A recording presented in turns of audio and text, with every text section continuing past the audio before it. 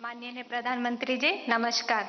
एक अभिभावक होने के नाते मेरा आपसे सवाल है कि छात्रा पर जो पीर प्रेशर रहता है, जो कि एक तरह से दोस्ती की सुंदरता छीन लेता है और छात्राओं को अपने ही दोस्तों के साथ प्रतिस्पर्धा करा देता है, उस पर आपकी क्या राय है? कृपया मुझे समाधान दें। धन्यवाद।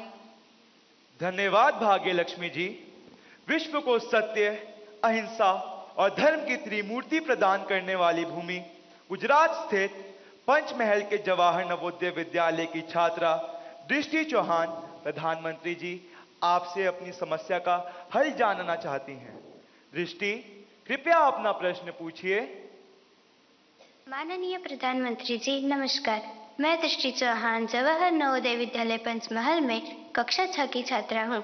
मेरा आपसे यह प्रश्न है कि कभी कभी परीक्षा के प्रतिस्पर्धी माहौल में दोस्तों के साथ प्रतिस्पर्धा भी अधिक दबाव पैदा करती है। कृपया सुझाव दें कि इससे कैसे बचा जा सकता है। आप मुझे इस पर अपना मार्गदर्शन प्रदान करें। धन्यवाद सर। धन्यवाद दृष्टि।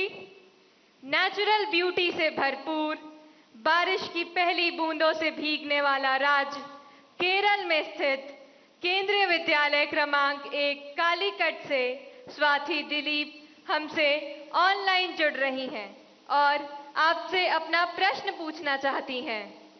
स्वाति, कृपया अपना प्रश्न पूछिए। Namaskar, Honorable Prime Minister, sir. I am Swati Dilip, a class 11 student from PM Sri Kendriya Vidyalaya No. 1 Calicut of Ernakulam region. Sir, could you please guide us on how, in this competitive world, we can avoid unhealthy and unnecessary competition and also how to not take peer pressure into our heads? Thank you, sir. धन्यवाद स्वाति। प्रधानमंत्री जी, कृपया भाग्यलक्ष्मी जी, दृष्टि और स्वाति द्वारा पूछे गए प्रश्नों में पीयर प्रेशर और कंपटीशन से होने वाली चिंता तथा इसके कारण रिश्तों में आने वाली कड़वाहट से कैसे बचें, कृपया मार्गदर्शन कीजिए।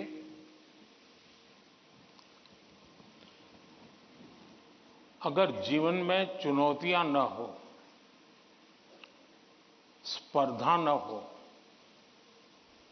तो फिर जीवन बहुत ही प्रेरणाहीन बन जाएगा, चेतनाहीन बन जाएगा। कंपटीशन होनी ही चाहिए, लेकिन जैसे एक सवाल में पूछा कालीकट से बच्ची ने, हेल्दी कंपटीशन, इसलिए कंपटीशन हेल्दी होना चाहिए। अब आपका जो सवाल है वो जरा डेंजर है और वो मुझे चिंता कराता है। शायद मुझे भी इस परीक्षा पे, चर्चा पे इस प्रकार का सवाल पहली बार आया है। देखिए, कभी कभी इस प्रवृत्ति का जहर, ये बीज पारिवारिक वातावरण में ही बो दिया जाता है। घर में भी माँ बाप, दो बच्चे हैं तो दोनों के बीच में कभी एक के लिए अच्छा बोलेंगे, कभी दूसरे के लिए। तो कभी उन दो भाई बहन में भी, या दो भाई में भी, या दो बहनों में भी, देखिए माँ ने उसको तो ये कह दिया और मुझे ऐसा कह दिया। एक इस प्रकार की विकृत स्पर्धा का भाव जाने अनजाने में परिवार के रोजमर्रा के जीवन में बो दिया जाता है। और इसलिए मेरी सभी पेरेंट्स से आग्रह है कि कृपा करके बच्चों की इस प्रकार की कंपैरिजन, अपने ही संतानों की ऐसी कंपैरिजन मत कीजिए। उसके अंदर एक द्वेष का भाव पैदा कर देते हैं और वो परिवार में भी कभी न कभी लंबे समय के बाद वो बीज एक बहुत बड़ा जहरीला वृक्ष बन जाता है। उसी प्रकार से मैंने बहुत पहले एक वीडियो देखा था, शायद आप लोगों ने भी देखा होगा। कुछ दिव्यांग बच्चे, उनकी एक कंपटीशन में सब दौड़ रहे हैं। 12-15 बच्चे अलग अलग, किसी दिव्यांग है तो कठिनाइयां हैं, लेकिन वो दौड़ रहे हैं। इतने में एक बच्चा गिर जाता है अब ज्यादा बुद्धिमान लोग होते तो क्या करते? वाह, ये तो गया, चलो यार एक तो स्पर्धा में कम हो गया। लेकिन उन बच्चों ने क्या किया? सबके सब जो आगे चले गए थे वो भी पीछे आए, जो दौड़ रहे थे वो भी रुक गए। पहले उन सब ने उसको खड़ा किया और फिर दौड़ना शुरू किया।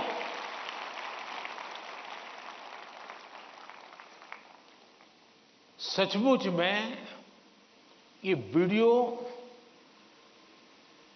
दिव्यांग बच्चों के जीवन का भले होगा, लेकिन हम लोगों को भी ये बहुत बड़ी प्रेरणा और बहुत बड़ा संदेश दे देता है।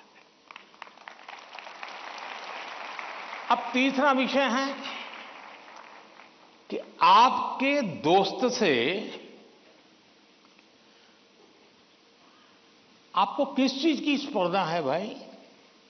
मान लीजिए 100 मार्क्स का पेपर है।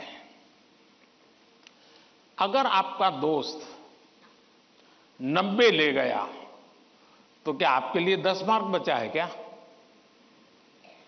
आपके लिए 10 मार्क बचा है क्या? आपके लिए भी तो 100 है ना?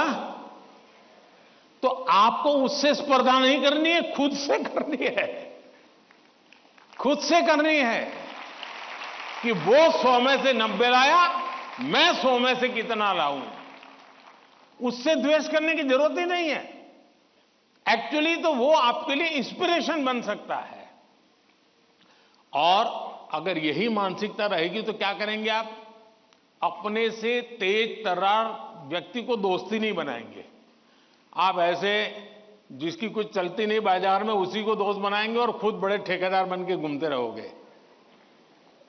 सचमुच में तो हमसे प्रतिभावान दोस्त ढूंढने चाहिए। हमने जितने ज्यादा प्रतिभावान दोस्त मिलते हैं उतना हमारा भी तो काम बढ़ता है, हमारा स्पिरिट भी तो बढ़ता है।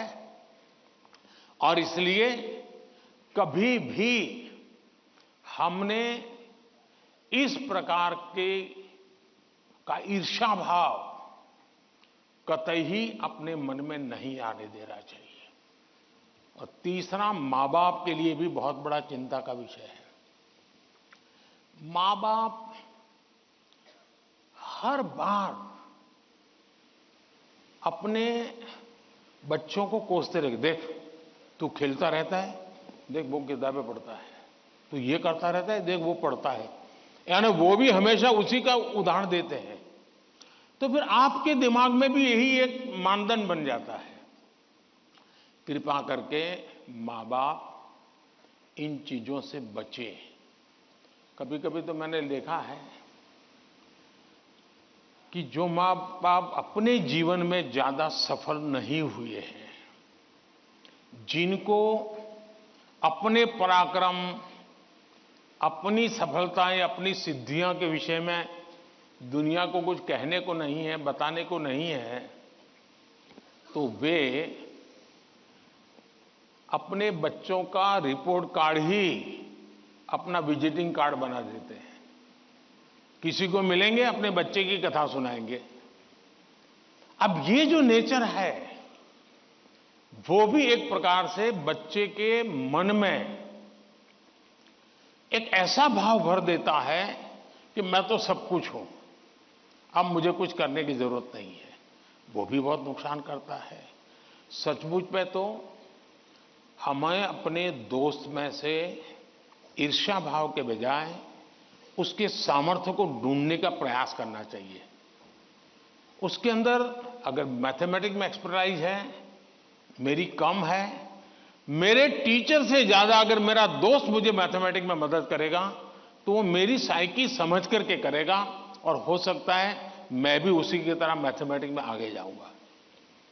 वो अगर लैंग्वेज में वीक है और मैं लैंग्वेज में मजबूत हूं, मैं अगर लैंग्वेज में उसकी मदद करता हूं तो हम दोनों को एक दूसरे की ताकत जोड़ेगी और हम अधिक सामर्थ्यवान बनेंगे।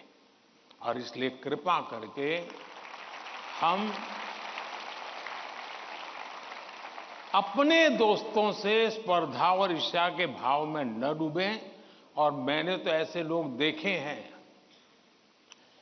कि खुद फेल हो जाएं लेकिन अगर दोस्त सफल हुआ है तो मिठाई वो बांटता है। मैंने ऐसे भी दोस्त देखे हैं कि जो बहुत अच्छे नंबर से आए हैं लेकिन दोस्त नहीं आया, इसलिए उसने अपने घर में पार्टी नहीं की, फेस्टिवल नहीं मनाया। क्यों? मेरा दोस्त पीछे रह गया। ऐसे भी तो दोस्त होते हैं। और क्या दोस्ती लेन देन का खेल है क्या? जी नहीं, दोस्ती ये लेन देन का खेल नहीं है। जहां कोई प्रकार का इस प्रकार का लेना देना नहीं है, निर्व्याज प्यार होता है, वही तो दोस्ती होती है। और ये जो दोस्ती होती ना, वो स्कूले छोड़िए जिंदगी भर आपके साथ रहती है। और इसलिए कृपा करके दोस्त हमसे ज्यादा तेजस्वी तपस्वी हमें चुनने चाहिए और हमेशा उनसे सीखने का प्रयास करना चाहिए। धन्यवाद।